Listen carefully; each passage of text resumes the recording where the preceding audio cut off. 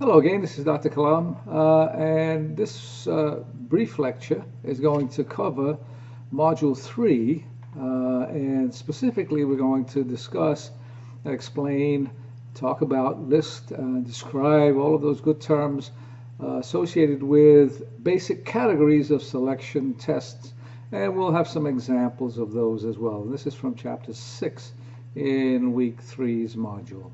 Okay, so let's begin by talking about the types of tests that are available in HR or human resources to aid managers in understanding more about their employees' abilities to continue to progress in their organizations.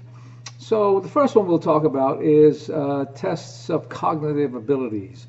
And when we talk about cognition, we understand that's the way the mind thinks, the way we're able to put pieces of information together.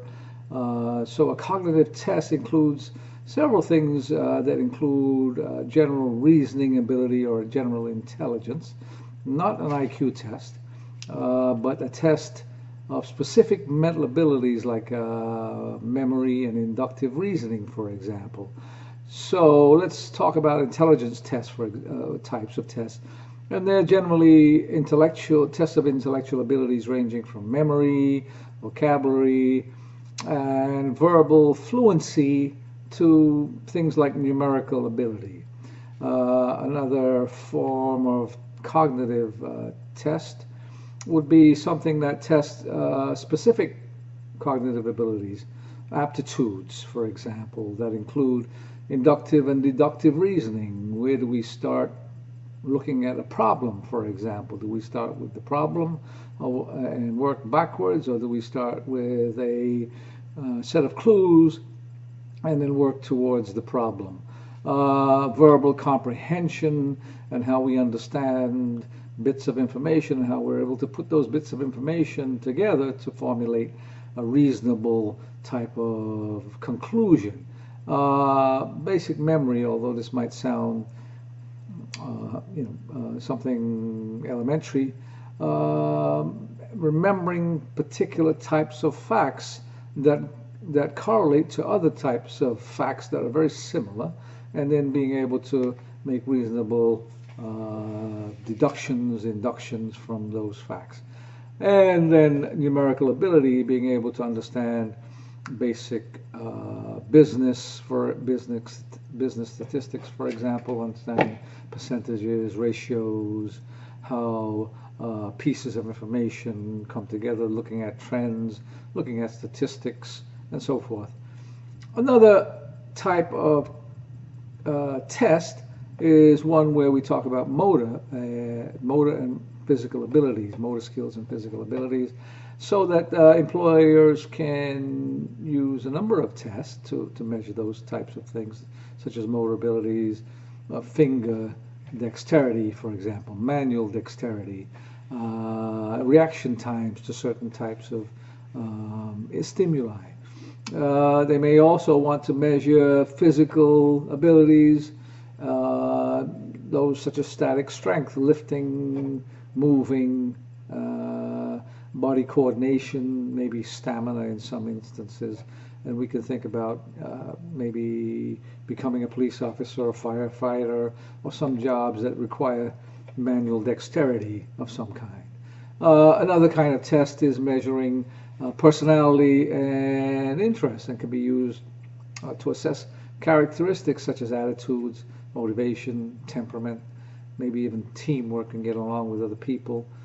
These tests measure basic aspects of an applicant's employee personality. One such test is the Myers-Briggs type indicator, and there are other variations of these, the DISC. In the Myers-Briggs, you might find dichotomies such as introversion and extroversion, stability, motivation is another type of result that it comes from a psychometric personality type of test. Interest inventories are very popular these days to compare one's interest to the rest of the occupations in that particular organization. Some organizations look for team players, so they look for values congruency. And it's surprising how well a psychometric personality or interest assessment or test can yield information about a person's fit with a particular organization's value systems, for example. So another type of test is based on looking at how employers can improve their performance in their organization, and testing of assignments, for example, with expatriates in foreign countries or living and working abroad requires some special talents from multinational organizations. And employers often use special inventory such as the Global Competencies Inventory or the GCI, which kind of focuses on three aspects of adaptability.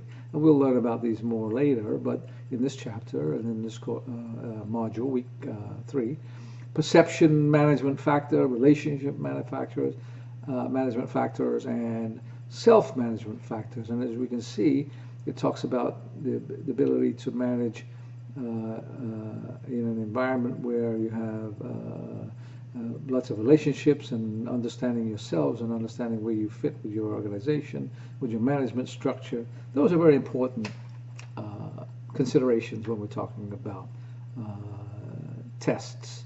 And the final one we'll talk about briefly is, or the final 3, very similar types of tests. Achievement tests, which measure what somebody has learned.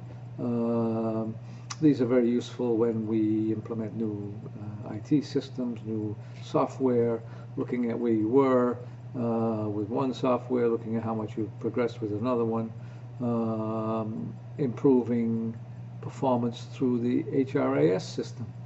This is a real up-and-coming methodology to kind of implement online testing, routine tests that are held in the human resource management system and that are available to employees throughout their careers. And so that's basically what we'll discuss in this chapter in Module 3, Week 3. Stay tuned. We have another one, another couple of chapters to talk about in this module, Chapter 7 and Chapter 8. So stay tuned and we'll get to those in a few minutes.